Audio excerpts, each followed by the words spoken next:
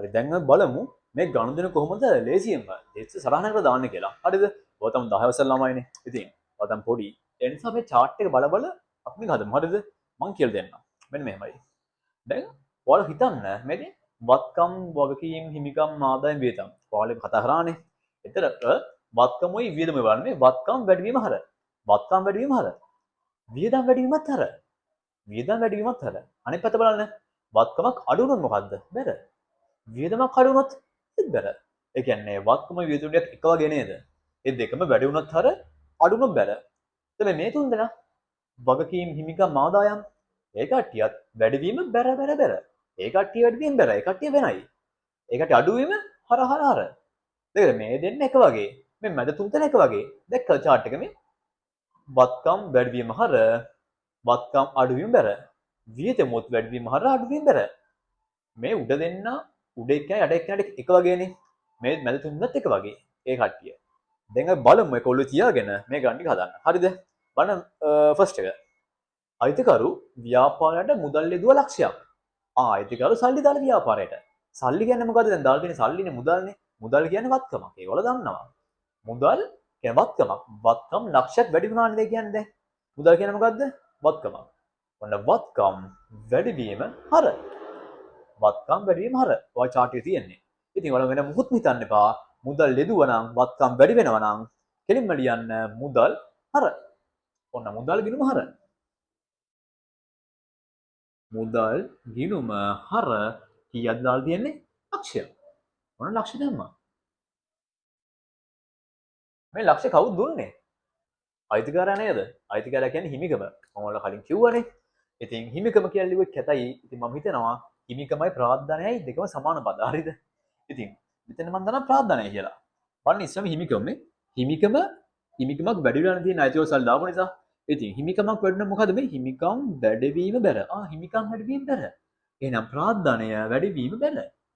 ලියන ප්‍රාර්ථනය ගිණුම බැර ලක්ෂයක්. තේරුණාද මේ අයිතිකාරු සල්ලි දාපු නිසා ඔයාගේ ව්‍යාපාරේ සල්ලි වැඩි වුණා. සල්ලි කියන්නේ වත්කමක්. වත්කම් වැඩිවීම මේ වත්කම් වැඩිවීම හර. මොන ලිව්වා. ඊට පස්සේ සල්ලි දාලා අයිතිකරුනේ. අයිතිකරු කියන්නේ හිමිකමනේ. මේ හිමිකමත් වැඩිවීම බැර. හිමිකම් වැඩිවීම බැර. ඔන්න ඒක ලිව්වා. ලේසිනේ. ඊගාව එක බලන්න. ඊගාවේ තියෙන ලී බඩු මුදලට ගත්තා 50000ක්. ලී බඩු සල්ලි තියලා නම් තියන්නේ 50000. ඒ කියන්නේ ව්‍යාපාරේ ලී බඩු වැඩි වෙලා නේද?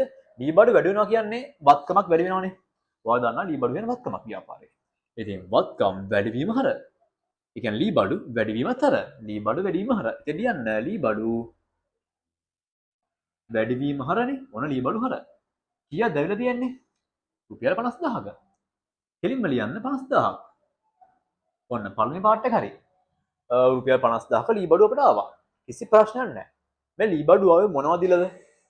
ව්‍යාපාරයේ ලාස්ට්ුව ඇරලා තිබ්බ සල්ලි දීලානේ මේ මොකද්ද ලී බඩු ගත්තේ.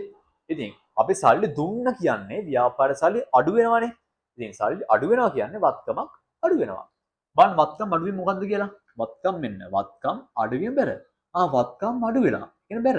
බැර පැත්තෙන් ලියන්න ඕනේ. මොන වත්කමද අපි අඩු වුනේ? මුදල් කියන වත්කමනේ. එහෙනම් මුදල් බැර. ඔන්න මුදල් ගිණුම බැර 50000ක්. 50000 දාලා තියන්නේ යාළුවා. 50000යි.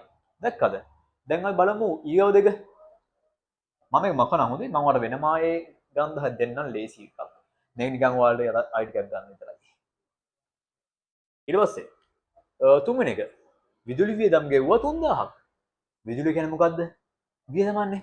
ඉතින් ඒ වියදම ගෙවුවොත් හරනේ වියදමක් වැඩිවීම හර. ඉතින් මොකොත් හිතන්න එපා. ඔයාලා කෙලින්ම ලියන්න විදුලියනේ ගෙව්වේ. නිකන් ලියන විදුලිය කියලා. ඔන්න විදුලිය ලිව්වා. විදුලිය. ඔන්න මං ගිණුම කියලා ලිව්වා. විදුලිය ගෙවලා තියෙන්නේ. විදුලිය ගෙවුවනම් හර. ඒක ලියන්න. හර. මොනවද දුන්නේ? සල්ලි. සල්ලි කියලා දුන්නද? 3000. විදුලිය ගෙව්වා 3000යි. හරිනේ. ඔන්න එක පැත්තක් හරි. විදුලිය ගිණුම හරි. විදුලිය ගෙව්වා හර 3000යි. එතකොට මේ විදුලිය මොනවද විදිහද ගෙව්වේ? අවිදුලිය ගෙව්වේ දැන් අවිදුලිය ගෙව්වේ ලාච්චුව ඇරලා ගත සල්ලි වලින් නේද? ව්‍යාපාර සල්ලි. ඉතින් ව්‍යාපාරේ සල්ලි කියන්නේ මොකද්ද? වත්කමක්. වත්කමක් අඩු වෙනවා. අපි විදුලිය ගෙව්වා කියන්නේ අපේ අතේ තිබ්බ සල්ලි අපි දෙනවා. දෙනවා කියන්නේ අඩු වෙනවා. ඉතින් ඔන්න විදුලිය කියන අපේ සල්ලි අඩු වුණා. විදුලිය ගෙවන්න ගිහිල්ලා සල්ලි කියන වත්කමක්. වත්කම් අඩුවීම බැරනේ. වත්කම් අඩුවීම බැර. ඔන්න ලිව්වා මොන වත්කමද අපි අඩු උනේ? මුදල්. මුදල් බැර 3000යි.